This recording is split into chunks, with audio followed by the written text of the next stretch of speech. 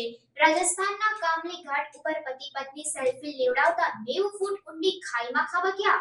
આજકાલ લોકોને મોબાઈલથી સેલ્ફી ફોટા લેવાનો બહુ શોખ છે, જેના હિસાબે તેઓ અલગ અલગ ઠેકાણે ફરતા હોય છે અને વિડીયો બનાવતા હોય છે, જેના હિસાબે ક્યારેક જીવ પણ જોખમમાં મુકાય છે। આવો જ એક કિસ્સો રાજસ્થાનના કામલી ઘાટ ઉપર બન્યો।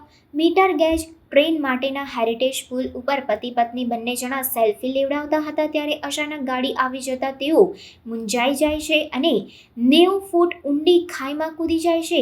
નસીબ એટલું સારું હતું કે તેમનો જીવ તો બચી ગયો, પણ શરીરથી ખૂબ જ ઘાયલ થયા છે। એમને હોસ્પિટલ મોકલી દેવામાં આવ્યા છે, જેમાં પતિને જોધપુર ખાતે મોકલ્યા છે, જ્યારે ઘાયલ પત્નીને પાલીની બાંગડ હોસ્પિટલમાં ઉપચાર માટે મોકલવામાં આવ્યા છે અને ત્યાં એમની સારવાર ચાલુ છે। સોશિયલ મીડિયામાં જે વિડીયો ફરી રહ્યો છે એની વિગત એવી છે કે રાહુલ મેવાડા ઉંમર વર્ષ 35 અને તેમની પત્ની જાનવી ઉંમર વર્ષ 20 શનિવારે બાઇક ઉપર બેસીને ગોરમ ઘાટ ફરવા માટે ગયેલ હતા।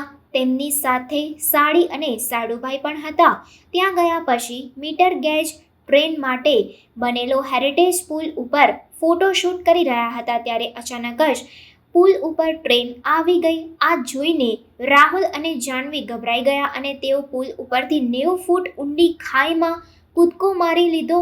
ગંભીર હાલતમાં તેઓને મારવાડ અને ત્યારબાદ સોજત સિટી હોસ્પિટલમાં સારવાર હેઠળ લઈ જવામાં આવ્યા।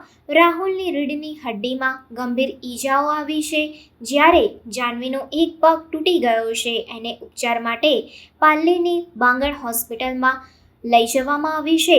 નસીબ જોકે પુલ ઉપર સાડી અને સાડુભાઈ પણ ફોટોશૂટ કરી રહ્યા હતા, તેઓ દોડીને રેલવે ટ્રેકથી દૂર ખસી જવા માટે નસીબદાર હતા। રિપોર્ટર હર્ષદભાઈ જોશી। આવા ન્યૂઝ જોવા માટે સાબર આવાઝ યુટ્યુબ ચેનલને સબસ્ક્રાઇબ કરો અને લાઇક કરો, જેથી હવે પછીના દરેક સમાચાર સબસ્ક્રાઇબ કરેલા હશે તેઓને નવા સમાચારની માહિતી મળી જશે।